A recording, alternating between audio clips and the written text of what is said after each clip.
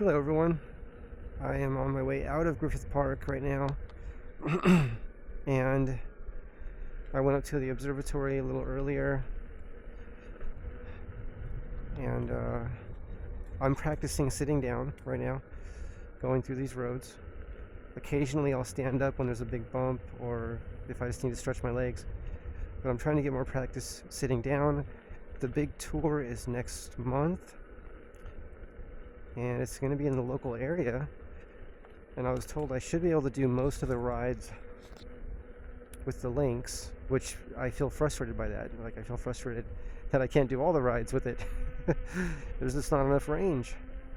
So I think it's safe to say that any wheel I ever buy from now on will have enough range to do hopefully any ride that we ever do, but will be as sporty, if I say it that way, and race ready, if I say it that way, as the Lynx. And that's the Sherman L.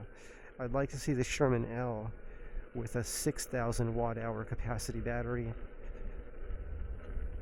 and the ability to charge, I'm guessing at like 40 amps. That would be nice, right? Charge at 40 amps at a level 2 electric vehicle charging station or a Tesla charging station. But at least level 2 charging, right? At least level 2 charging, and taking advantage of all that power, right? Because those charging stations have between 6,000 watts available, and I was told up to 40,000 watts. I think. I don't think 80,000 watts, but I think 40. So imagine charging at 40,000 watts. It could charge in a few minutes, right? I would really like to see some of these breakthrough battery technologies to be used in the electric unicycles that are just not being used. Rumble Motors used to allow, and I'm not sure if they still do, or if they just got overwhelmed or what happened, or if they got bought out. Who knows? Who knows what happens with companies, right? But I know they were offering, and I hope they're doing well, they were offering graphene batteries, the good graphene. I'm not talking about graphene and lithium. I'm talking about graphene, okay? They were offering graphene batteries. You pay a couple thousand more dollars, and you can get a battery that charges in, I think it was like 10 or 20 minutes. And if I understood correctly, those graphene batteries had 4 times the energy density. So imagine per weight, right? So imagine the same weight the Lynx has right now with 4 times the range and the ability to charge in like less than 20 minutes. Imagine that. We've had that technology. A small company made it, right? I think I saw a coyote running really fast.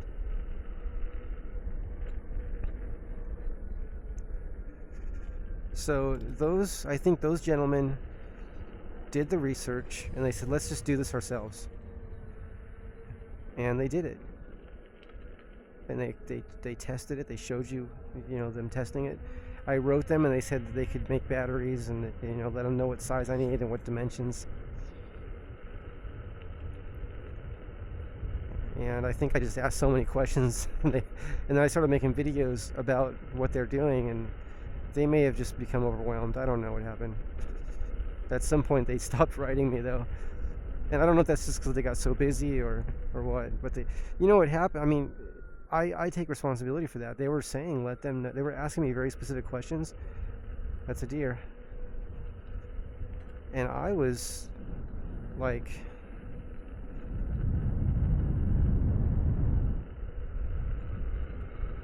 asking all kinds of questions. I was so excited. I was so excited about everything. Graphene's my favorite battery technology because it's like the least expensive that I know of. It's extremely light. It's extremely abundant. And even though articles right now talk about, I hope I don't crash. This stuff's real slippery like ice right here. These piles of leaves. Of pines. I think they're, I don't know what they're called, but it's very slippery. Graphene. So even though they say it's not mature, that's always being said about everything, isn't it? It's not mature yet. It's too complicated to make it. It's too hard to make it. Okay, those challenges were overcome a long time ago, and I read the articles and I talked to the NASA engineers directly. So when people tell me that and I read it on the internet like 20 years later, I'm like, no, I don't buy that. That's like saying water's not a fuel.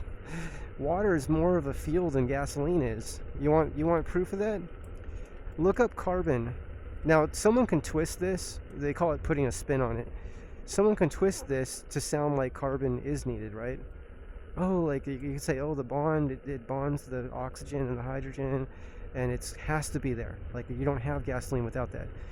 But actually, carbon does nothing to combustion. It doesn't do anything positive. It doesn't do anything.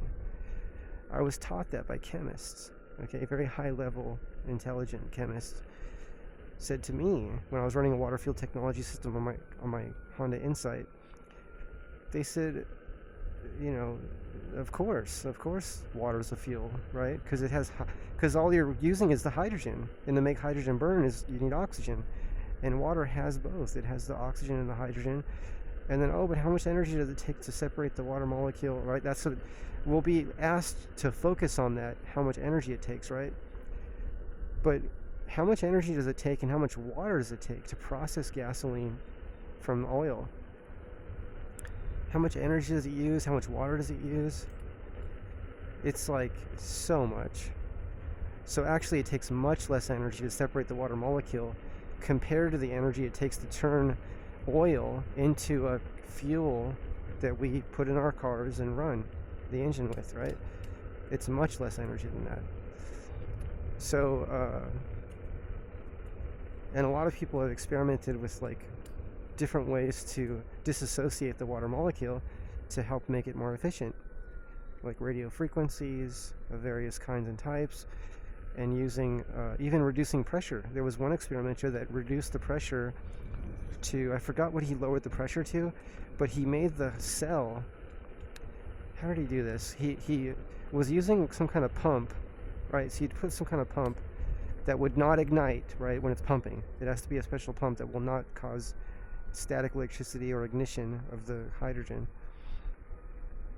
But it pumps the air pressure out of a hydrogen fuel cell, and then when you add electricity to that, when you add some voltage and current to it,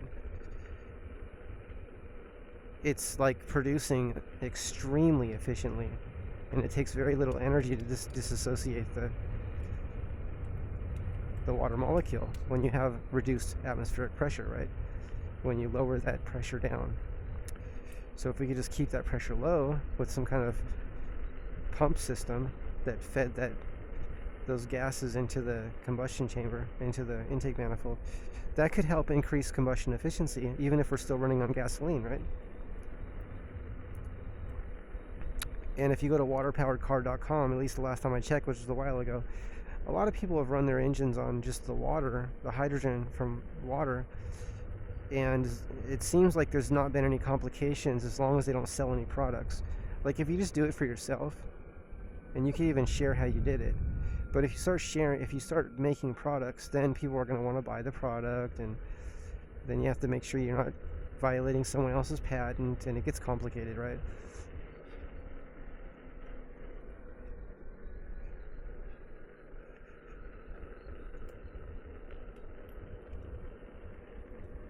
Okay, I'm going to start a new video. See you in a couple seconds. Stop recording.